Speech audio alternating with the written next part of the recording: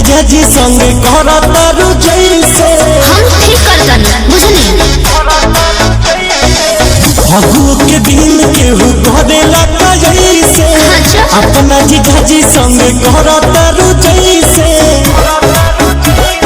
डाले खातिर बैठल बानी काहे डालबावे ना हमके बोला के अच्छा आज जीजा तोहर रंग मारा चाहिए खाला बुझलो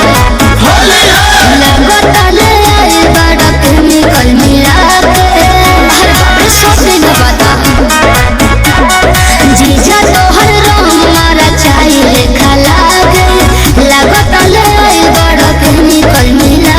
के जीजा तोहर रंग मारा साना राना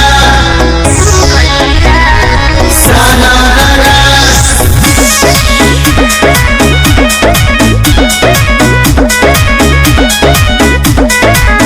छोड़ जाए दाल साली खिसियाइल